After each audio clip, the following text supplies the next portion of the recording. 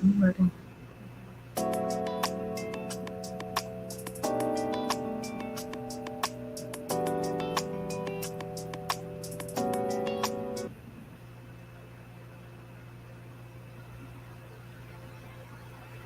Happy Sunday, happy Sunday, happy Sunday. Happy Father's Day and happy Black Music Month and happy Juneteenth. Even though Juneteenth has passed, we have so many things to celebrate. I am Friday Jones. I am your host today on, I think this is our 6th episode of Black Civics Collective. We making some numbers. We're finally getting our numbers up. I'm super charged for today's guest because I actually know her personally. She is my trainer if and when I get it together to go to the gym, but she is an unsung hero, and I'm just so super excited that we are going to have an opportunity to talk to the one and only Boneshia Perri, private events director at Chester, Washington Golf Course. You guys, I don't know what you did for Juneteenth, but your girl was outside. I tried to post all the pictures. I tried to share all the information with everybody. I was out there commissioneering. Camila Moore was on a panel that was hosted in partnership with Langston Barr and LA Human and Civil Rights, where, as you know, we have the Reparations Advisory Commission out in Los Angeles. And when I tell you, they blew my mind with intellectual property, what was going on with our federal copyright office, the music industry just in its totality, and just how extremely prejudiced and racist the business itself has been historically over the years, with some of the most pioneering people in the music industry. I was blown away between Dr. Green and Dr. Woodrow, two legal Eagle Beagles who talked about CBS Records, and they talked about how there was no Black music department. There was no marketing by CBS Music until Dr. Woodrow fell into that position. He was an attorney there, kind of, in the stacks, if you will, and he built that department up so well that it became more profitable than some of the white artists on CBS Records. And so being in the room and hearing that history was just amazing. I was also with Project 43 down on Crenshaw and 71st Street with Miss Ann. Hey, Miss Ann. She invited me to talk to her people, celebrating all the fathers and the dads. Where else was I? I was with Africa Town Coalition on the 16th. They were in Africa Town, Lamert Park, during Juneteenth. We had some time with a presidential candidate, Cornel West, and with his VP, of course, Dr. Melina Abdullah from BLM LA. I know I'm talking a bunch of LA like Juneteenth, but I do hope that everybody was outside because we had some wonderful, fantastic weather. And wherever you are, I hope that you remember the reason for Juneteenth is not just a celebratory moment. It is for us to remember that 2 years after President Lincoln drafted the Emancipation Proclamation in 1863, the last folks to hear about it when General Granger rolled into town with about 3,000 Negro soldiers spreading the good news, we are celebrating the emancipation of African-American people, of becoming American freedmen people in these here United States. And so we go through this, Ben Hayes created that Juneteenth flag. The flag colors are red, blue, and white, red, white, and blue. And he did that on purpose. But we uplift the fact that we are Americans and that we are free in these here United States, and we celebrate it as Emancipation Day so that we never forget. And so I hope that people, our diasporic family and our family, whether they're celebrating in other parts of the world, they really remember that history because it is absolutely crucial to some of the reparations work that we still do today. And so with that said, we always talk a little bit about Black civics and why this show is called Black Civics. And just to give you all, we have everyone, it's an election year. They're always like, oh, it's the vote. It's the vote. It is more than your vote. And we hope that through our programming here at the Black Civics Collective, that you will also help on a campaign, join a civic organization like the National Assembly of American Slavery Descendants, call your senators and representatives. We have some good news coming out of California, which we'll share later in the show, but put in public pressure for legislation that really affects our community is crucial to being civically involved. And you too, if you're 18 or older, in most places you can run for office. If you are in a place like Los Angeles that has neighborhood councils, which is our lowest hanging governmental fruit, you can, at 16 years old, you actually can join neighborhood council. So get involved where you are. That is our motto. Advocate from where you are. And without any further ado, we're going to get right into it because I've been waiting for this interview since I just found out how fantastical. I already thought she was fantastico. But after she shared this little story, I was like, this is the kind of thing that we need to do here on Black Civics. We need to have our unsung heroes, because sometimes, just like Rosa Parks did not give up her seat that day because she was tired, and we know there was someone before Rosa Parks who had done the same thing.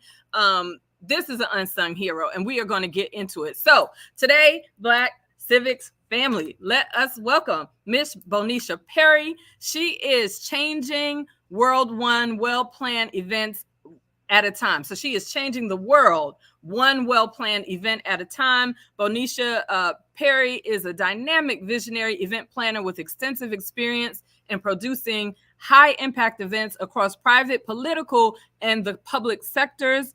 Boneshia's illustrious career is highlighted by her tenure at the White House, where she was entrusted with planning and executing a prestigious state dinner. This role, of course, required an intricate understanding of protocol and political relationships impacting seating arrangements for ambassadors and heads of state.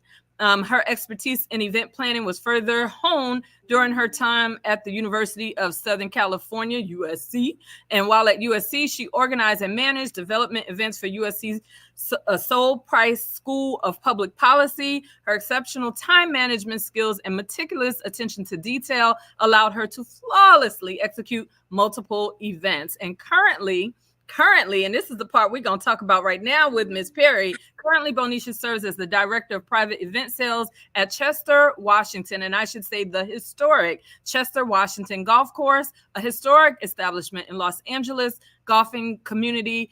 In this role, she has revolutionized event sales pricing, surpassing annual goals and earning accolades for her innovative event concepts. Her leadership is evident, and she frequently steps in as general manager, supervising 45 employees across 5 departments with an operating budget exceeding $3 million. I don't know that many people managing 3 meal tickets. Boneshia, welcome Thank to you. Black Thank Civics you for having Collective. me.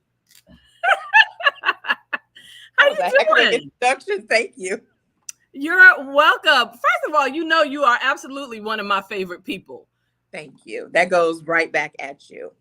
You We've are been one knowing of each my other for a really favorites. long time. Yes, we have. We have been through some things. Yes. And I want people to just um, get to know you just a little bit, because tell people, first of all, I don't even know where you begin, because we're reading your bio, you're planning things at the White House. That's like the upper. But again, you have this $3 million budget behind you. How did you even get into event planning? Honestly, it was 100% a mistake. That was not what I was planning on doing. That's the truth. I honestly have to give credit to an amazing manager that I had decades ago when I worked at the American Society for Travel Agents, and his name was Steve McGilvery. He saw something in me that I never saw in myself. I did not even know I had these organizational skills. And back then, it was just like if you were an event planner, you were probably, and this is no diss or disrespect to anybody, you was probably someone's housewife, and you put together these cute little parties, and people showed up, and it was great. And no, it's so much more than that. There's a lot that goes into planning events. So I fell in it 100% by mistake. We had one person that was sick. He needed someone to step up and take over. I did that for one of our World Travel Congress. It went beyond even his expectations. And from that point on, started doing some deep diving into event planning, getting my certification, and just learning everything I could about it. That's how I fell into it. Well, that was a good fall. That was a great fall, and I'm glad, Brother Steve, wherever you are in the universe, thank you so much for seeing the light that Boneshia is, so that she could really bring her special talents into this particular field. And so you start out falling into space. How do you wind up at the White House? How does that Again, happen? that was a mistake too, and not a mistake. That was nothing planned. Nothing planned. So years ago, when the Clintons were, campaigning, every first lady has something that she's going to focus on going into the White House. Or I should say, potential first lady. Everybody should remember, if they don't, Mrs. Clinton's focus was on healthcare reform. That's when that big word was being splashed all over the place, which later on, as we all know, becomes Obamacare. Shameless plug right there. But she was all about healthcare reform. And initially, the focus was on, I believe, women, to make sure women were getting the healthcare they truly needed and deserved. Just because a lot of times women weren't getting seen the way they needed to. She happened to be good friends with a boss that I had when I was at my other job, Rosemary Choate, and they both went to college together. After the healthcare reform initial conference, which was there in DC, she had asked Rosemary, she's like, "Who is this young lady?" She was very organized, well spoken. She handled things without questioning or anything. And Rosemary's like, "This is one of my assistants. She helps us every year with our events. She's here 6 months with us. Then she temps for 6 months and then back with me." And she's like, she would be a dynamic person to have on our team.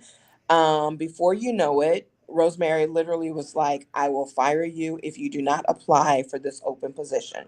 So you would have no other choice but to apply, because you won't have a job, you wouldn't have income. And I'm just like, I need income, got to keep a roof over my head, plain and simple. Went through the background check and everything like everybody else. I end up being one of the assistants to the social secretary. And that's like the fancy name for the White House event planner. And I was one of her White House coordinators for doing events. Was there just for 4 years. But it was one of those, it was a very unique opportunity and unique position because I still got to work with the American medical colleges for 6 months out of the year, and then was over there for events as well. But the one thing I will say about it, it gave me an opportunity that I never thought I would have, which it taught me so much about protocol events. It taught me about how to handle protocol situations, seating, seeing seating arrangements from a different perspective, and different things like that. So with that going on, it was just like it afforded me some new professional skills that I didn't even realize I would need later on in life. Oh, wow. Hmm. It's amazing. So I've been to the White House, and I will just my 2 cents on the White House. And congratulations to you. But I was so offended by the January 6th people. I really, when you walk through the White House, you can see the history on the walls. It's the fact that our people built it. You Right. know, it was built by the hands of slaves. There were a lot of deaths on the site itself during its construction, and Yeah. I felt a way after being at the White House last year. I mean, I have been in high school, but you know, the brain of a high school student is very different than, Then you know, adult your woman. adult brain with all these appreciations. And just for you to be able to work in that environment for 4 years, like, what a privilege. I mean, that's just a privilege and an honor that the average citizen, you know, of the United States will never even have such an opportunity like that. So wow, that's just amazing. And that was one um I never thought I would ever have either. Never. and you were able to be there for a whole 4 year term. That in and of itself too. I look now, I in the work that we do in this political world, we stay engaged, and I tell you, I've never seen so much turnover in my whole life, and we wonder why nothing gets done at It, the it federal level. I'm like, it's it's every time you stressful. turn around, It's it's stressful. somebody different. Yes, it's stressful. It's a lot because you're always on. You're never off. As much as you want to say, "Oh, I'm going home for the day," as you're driving home or taking the train or whatever way you commute, you're thinking and you're creating all of these lists in your mind. Then it's like, "Oh, let me put what's in my mind on paper." Then, "Oh, I can just do one or two things." And before you know it, one or two things has turned into 1, 2 in the morning. Then it's time to get up and do it all over again. So it's stressful, but for me, thank goodness I was much younger. It was a great learning experience. It's something that I still carry with me, still to this day in my career. There's some things that I just will never forget, and I would have never had that had it not been for that opportunity. And just out of curiosity, you and I have talked about this a little bit offline, and my daughter works at USC now Hmm. as an event planner for the school. And she fell into it because it just happened to be her student job when she was up at Sonoma State. Hmm. And she turned it into a career. But if you were just giving a tip, one of the things we definitely try to do at the Black Civics Collective is to always be in a teaching position, always be educating, even on this. Like, this is a career choice that someone may not have known was available to them. But Hmm. could you just give some insights? You mentioned that you had certifications. Where did you get certifications? If there are softwares that you use, or you think people should just start with family, can you just give a little career advice for people Sure. that might be watching? Absolutely. So, first and foremost, almost every university now, even junior colleges, are offering a degree or a certification program in hospitality. If you're really into food and beverage, you can get a hospitality degree, which goes into the depths of food and beverage.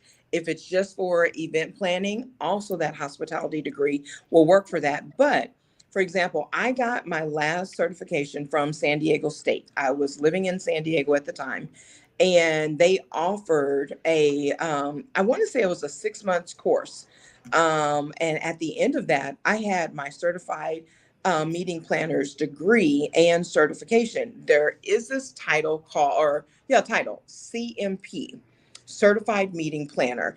It is not an easy test, but if you apply yourself, it's worth it, because when someone sees your name and CMP behind it, they know you've put in the work to be a detailed meeting planner. And honestly, the biggest takeaway from meeting planning is, one, you need to listen. Two, you need to be detail oriented. And three, you need to have a creative, balanced brain, if that makes sense. Meaning, anything that you see, you can turn it into a project. You can turn something that looks plain into something that's very creative, just by adding a splash of color, or just by adding something round to something that is square. I know nothing round fits into a square, nothing square fits into a round, but when you put them together, maybe side by side, or elevate them, you'll be surprised at how creative and how different it looks. But the biggest takeaway is listen and plan and be detail oriented. All right. Well, thank you so much for that. And I'm getting a word from our producers. If you could just tap your volume up just a little bit, you're coming across low in the recording, and I want to make sure that folks are able to fully hear you. I can turn So, this way up.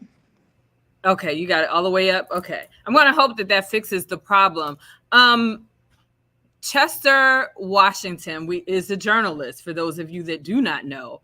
And I did not know so very much, about him, but I do know the golf course where you work in South LA was named after him. What can you tell us about Chester Washington? So, first of all, I am proud to work at this place. Yes, a lot of people feel like it's a county facility. And so I'm going to use this opportunity to really explain. Chester Washington Golf Course is a historical landmark now. We sit on LA County Parks and Recreation property, but we are managed by a corporation. That corporation is American Golf. American Golf is well known and respected in the golf community. However, Chester Washington Golf Course, that's history all by itself. A lot of people don't realize, long time ago, famous golfer Charlie Sifford in 1961, he started and won his first professional golf tournament in 1961. And Chester Washington Golf Course was all a part of that. That was his home course. That's where he played. There were major tournaments played back here, but because in the golf world, they did not recognize this facility, it never went into the record books. Since then, it has gone into the record books. But in the beginning, it was famous Black athletes, Black celebrities that came here to play. And what a lot of people don't know about this beautiful facility, it was the only course in the United States that allowed Black, brown, and yellow to play here. Let me repeat that. The only course in the United States. And that's huge, right? That's a That, huge treasure to yes. have, like, in our backyard. And sometimes, I mean, I live not far from Kenneth Hahn, and we can take certain things for granted. And that golf course for our golfers out there is so super historic. And just to give you all some feedback on Chester Washington, so he was the first African American employee in 1955 at the Los Angeles Mirror News. And when it ceased in 1962, he went to work for the LA Sentinel. Most of us know LA Sentinel is right here on Crenshaw Boulevard. And it was the city's, and I think it still is the city's largest Black owned weekly paper, where he became the editor. And then, speaking of Kenneth Hahn, it was in 1982 that our supervisor, Kenneth Hahn, dedicated that golf course in Washington's honor. Yeah. And so Kenneth Hahn, is one of the people. I have this hashtag that I use. It's so funny. when I use this hashtag, none of the people, the white folks, want to engage me. And I don't know why, because, I claim my Irish and French ancestors too. I don't know why they want to stop talking to me when I play this game. But, we, being a reparations organization, I have this hashtag. My ancestors did not own slaves, and I usually attach it to a story and say, well, what were they doing in this year? And so in 1955, when this was going on, and when there was segregation so rampant, including in the golf world, it's like, well, what were they doing in 1955? I don't want to get into, we're going to have our big conversation about why you are the unsung hero, because this is an amazing story, but we do need to take, it's 3:30. We need to take a quick commercial break. And so I want folks, if you will, please follow our YouTube channel. Please subscribe. We are on 3 channels airing right now. We are on X, formerly Twitter. We're on Facebook, and we are on YouTube, but we're trying to grow our subscribers on YouTube. So please like and share the video. And we're going to take a quick commercial break, and we're going to hear why we have Boneshia Perri as our unsung hero for today. We'll be right back.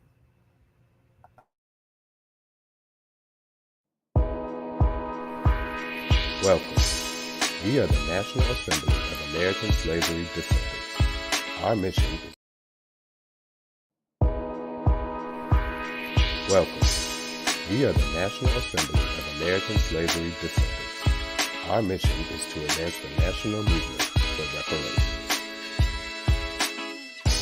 The United States Office of Management and Budget set 5 minimum standards for collecting racial data. The Black race is defined as a person having origin in any of the Black racial categories of Africa.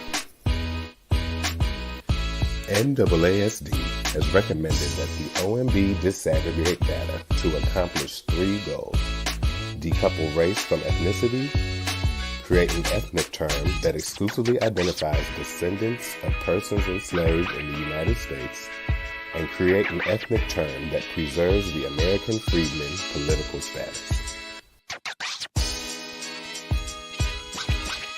The ethnogenesis of the African American identity is a result of ethnocide. The identity is from a people with shared history. Race identity plus ethnic identity equals peoplehood. Together, we can fix this dilemma with the OMB. We can build a coalition, grow the movement, and create a unified demand. What can you do to get involved? You can join NAASD today at www.naasd.org.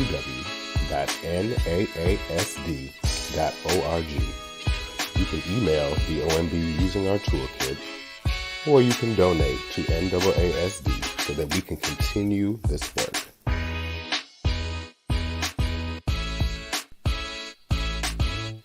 Thank you for your time, and stay connected with us on social media at NAASDORG. We are on Twitter, YouTube, Instagram, TikTok, Facebook, and LinkedIn.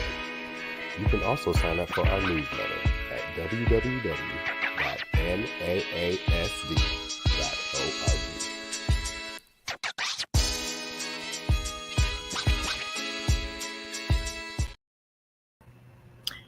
Welcome back to another episode of the Black Civics Collective. And I want to shout out our brother Najee Jahan, who is the voiceover on our little ad for the National Assembly of American Slavery Descendants. Please join the organization, sign up for our newsletter, and yes, make a donation. We are a grassroots organization, honey. We need all of the dollars, the nickels, and the 1 penny cents.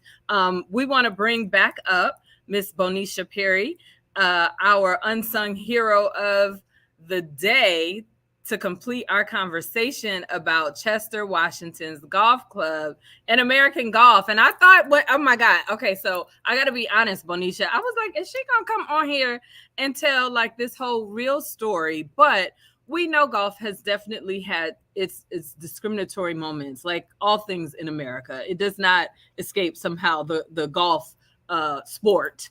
And we know there are Black folks who like to golf, particularly Black men who like to golf. We see the golf classics around. We see our entertainers out there. You know, you travel to Jamaica, there's a golf course. So we understand that we like to golf. Black folks like to golf. We like to ball. We like to do all the things. And so tell us how, and I want you to go in pieces, right? Because this started even before you started working at Chester, Washington. The golf course was PGA accredited, and then it wasn't PGA accredited. So can you talk a little bit about just through the history of the club, how it was and then it wasn't? So this is what I can speak on that I know to be factual from research and from conversations, listening amongst our gentlemen that are here. A lot of the gentlemen that still continue to play here and are here literally every day, they have been here since almost the beginning of this course. A lot of them are great grandfathers, great great grandfathers, grandfathers, fathers, and they've passed it on. So the history is told that this was a PGA regulated course.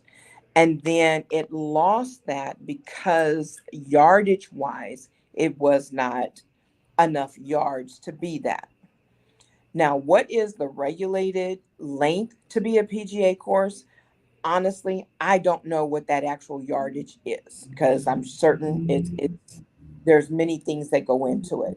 However, we were recently re-measured, I guess is the way to say it, because 2 years in a row we have been up for course of the year of the LA County public courses. And when we were remeasured, it's just like, oh, they are the appropriate yardage to be a PGA course. There's many aspects that go into that. I am not as knowledgeable in all of that, but what I do know is this: it does encase all of the land that's used for golf, from the moment you walk into the door, all the way on the course, all the way to our maintenance shop, all the way our whole geo fence, so to speak. And with that, it raised an eyebrow like, okay, so other than our local tournaments, other than our different golf clubs around the surrounding area or traveling courses, can other PGA type events be held here? And the answer finally was yes. Well, let's hold on one second, because I need for my non-LA people that might be watching to understand Chester, Washington is on 120th and what? West, and West. Western. Okay, so if in LA world, Crenshaw is kind of like the middle of the road, and anything east of Crenshaw it's not the west side until you cross the 110 freeway. But if you're on the other side of Crenshaw, basically you're where Black people are. You are in a historically Black district. That's where Central Avenue is, Western, Normandy. So this is South Central Los Angeles in its truest definition of location maps, Google Maps, and all of that stuff. So this golf course, this beautiful golf course, it's in the hood. Okay. And so there's a reason that golfing, in terms of the professional side of golfing, may not have wanted to bring the sport into our community, because that's not who the sport was ever intended to be a part of it. And just, for a quick flashback in history, can you share this Tiger Woods story? And I want you to share the Tiger Woods story, but like in the 70s, you had Calvin Peete, Jim Dent, who were frequent there. We know Tiger Woods actually played there. Jerry Mouse Brunner, Frank Snow, all of these like golf legends. Mike Williams, who holds the course record. Like, these are our superstars. But you got to talk about the photo of Tiger Woods. Are we talking about the photo in the clubhouse? Yes. So it was brought up in his own book. So if you read the book, which I haven't read the whole book, I just know bits and pieces of the story that was told. When he won his first Masters, it is known that they have two clubhouse. They've got the clubhouse, and then they have the other clubhouse. The other clubhouse was always used for minority players to have their photos taken. That was their entrance because it's still the South. So people of color, you had one way in, one way out, and that was your entrance. It's just like with the water faucet, only whites, only coloreds. The Masters was the same way for the longest time. And the story is told that when Tiger Woods won his original master, his first master, yes, he was photographed in the clubhouse, but not the actual clubhouse. It was the other clubhouse. It And was the he black clubhouse, y'all. Boneshia can't say it. I could say it. I could say it out. It was the black, the brown, and yellow clubhouse. It was for the others. And the thing is, he never really spoke on it. But what I do respect and appreciate of what he did, eventually he did talk about it in his book. Again, he didn't go into a bunch of details, but he did mention it. And since then, anybody that has been following him with what's going on in his professional career as his son is coming up in it, he's opening up more and more about the racism that he faced in golf, but he never really spoke about it publicly because he did something that I think is very inspirational. He got it recognized and seen by more young black and brown and yellow golfers. So now we've got a lot of color in the PGA. And A that's like lot. Venus and Serena Williams. They are from South Central Los Angeles. Make no mistakes about it. And the PGA, this is from the New Yorker magazine, Nick Palmgarten. He mentioned the fact that the PGA, like much of the land in Los Angeles, it originally had a Caucasian clause, which stated that touring golfers could only be white.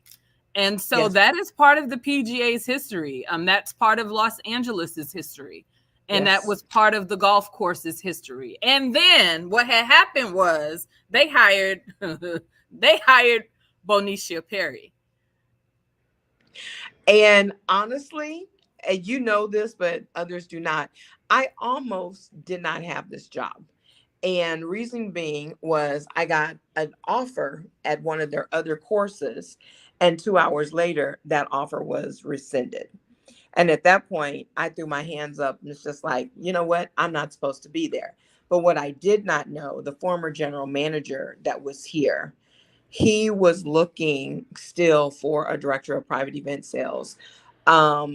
In order to interview me with everybody that needed to interview me, the other course that I was at that they interviewed me for, that was the only way. But I did not know these inner workings, and the person that made me the offer was not aware of that as well. So I'm officially that moment of stain that I had for the company I work for, I have backpedaled and took it back.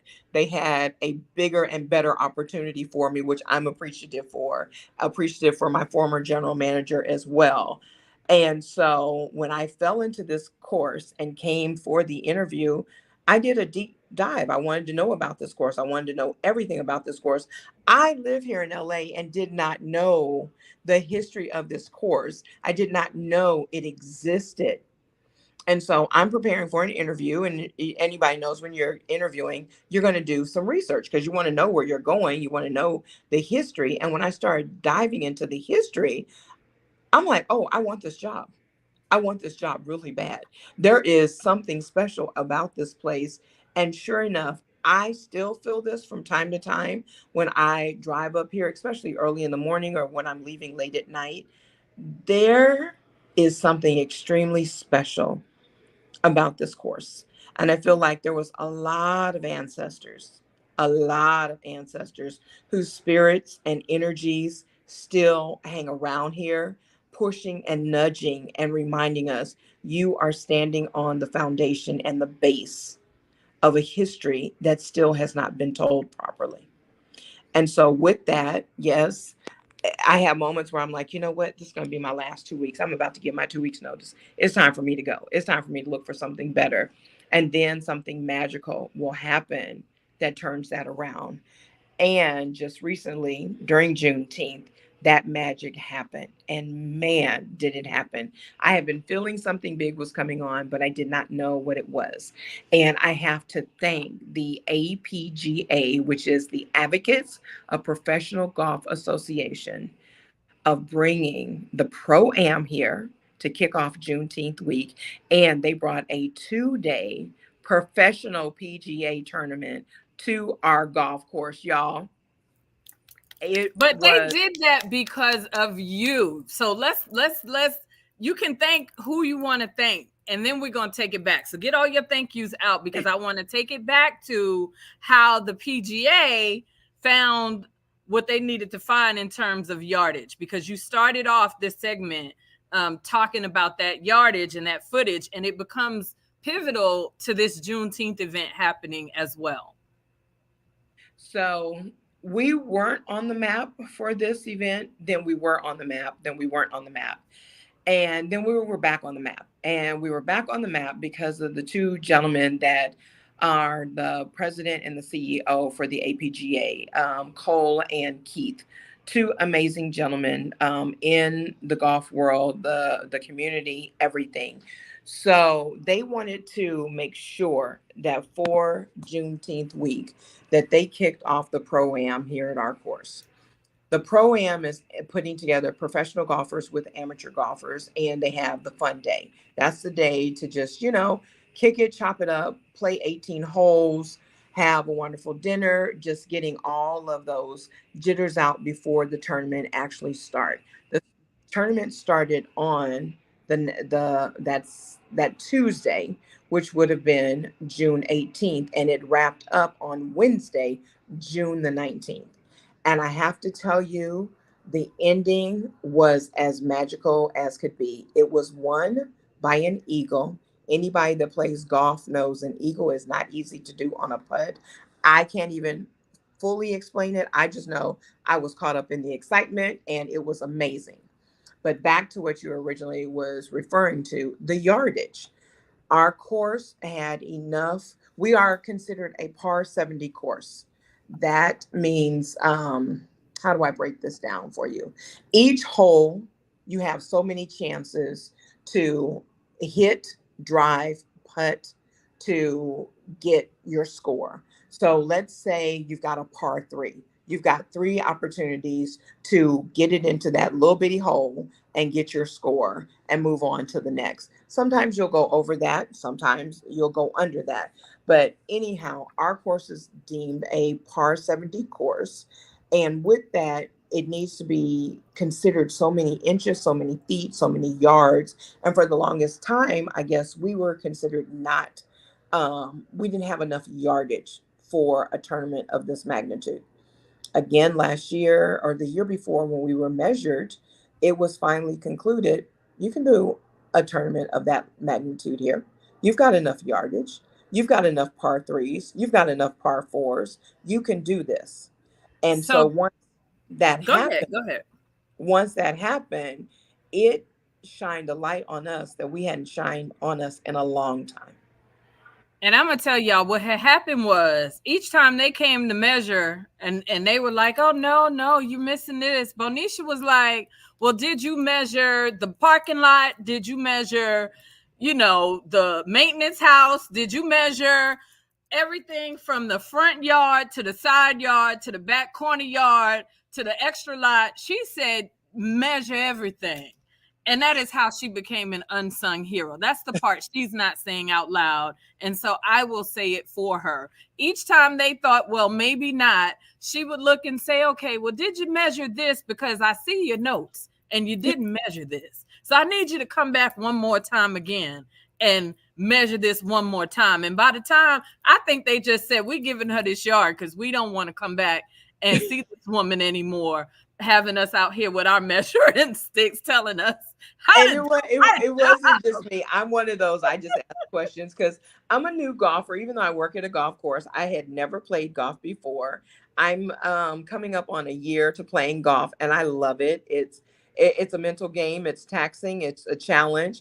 But these were questions I was always asking of our supervisor, of our general manager. One for me to understand, one for me to learn, because again, I really didn't know and I didn't understand this. And I'm still learning. I'm still learning. Every day that I come here, each time I play, I learn something more and more.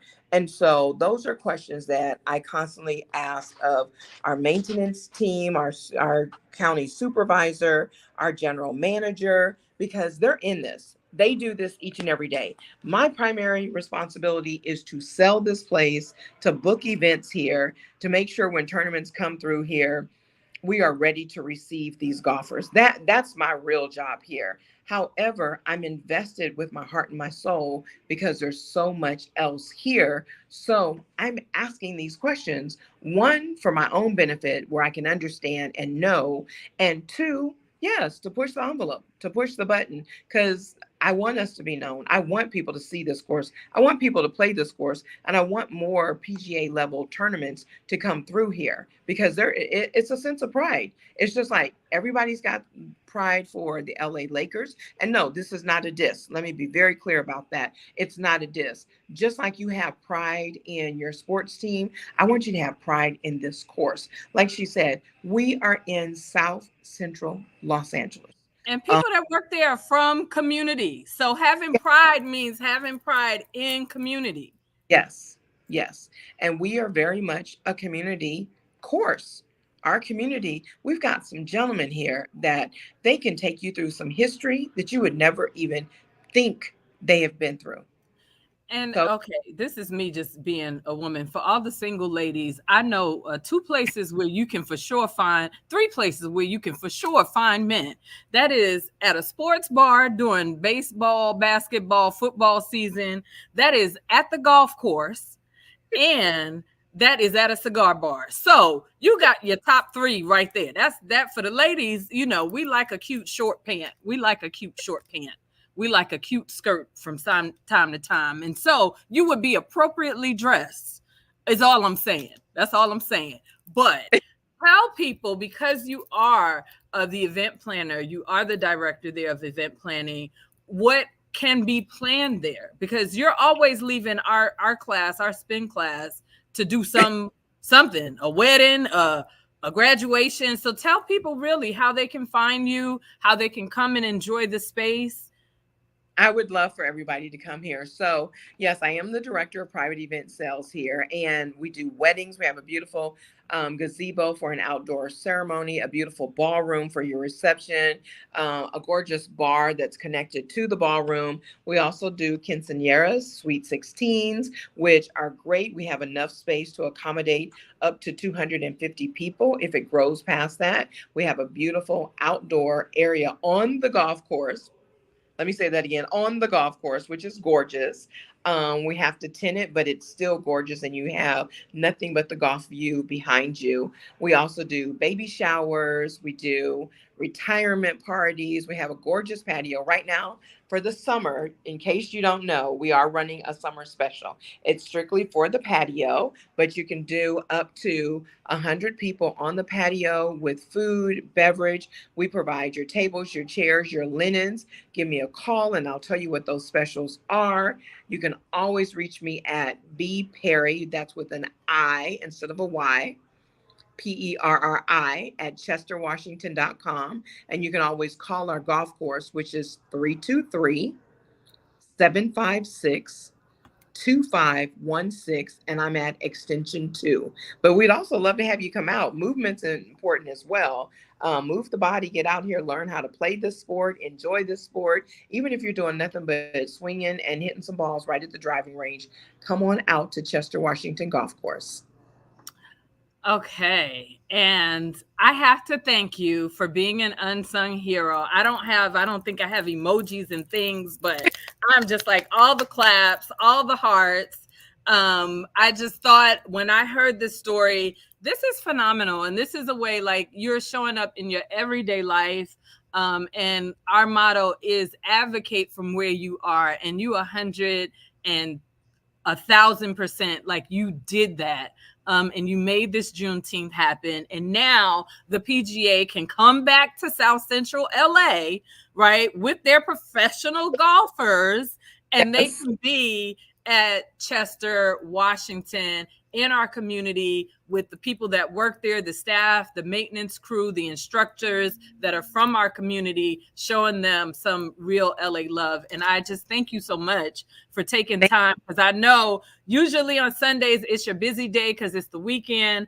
And I appreciate you really spending just time here with us, Boneshia, at the Black Civics Collective. Thank you so much for being here. Thank you for having me. I appreciate this. Is such an honor. So, I have nothing but love for what you do. I support what you do. I love that you get out into the community as well. So thank you. All the hearts right back to you. All righty.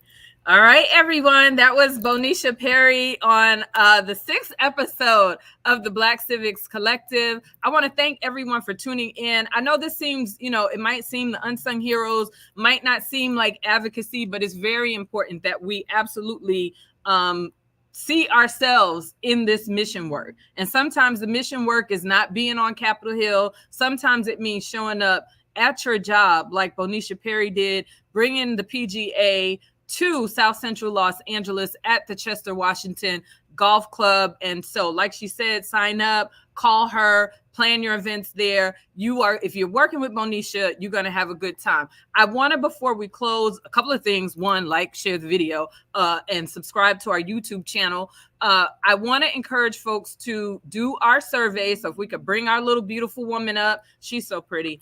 You can use your phone to scan the QR code, share the video, share this timestamp with people to make sure that we are getting information on reparations policy and how we can prioritize it in 2025. We are in an election year. We got the Democratic and Republican candidates are saying they are not doing reparations. And so we have to actually prioritize our own reparations. If HR 40 doesn't move, we've got about 20 policy memos we need your help prioritizing, and we ask that you please do that.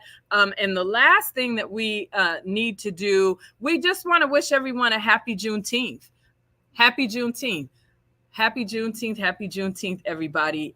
It was a wonderful celebration. As you see, the golf course had a fantastic time. We thank you. Thank you so much. Follow us. Follow us. We had the wins also in California, and we know as California goes, so does the nation.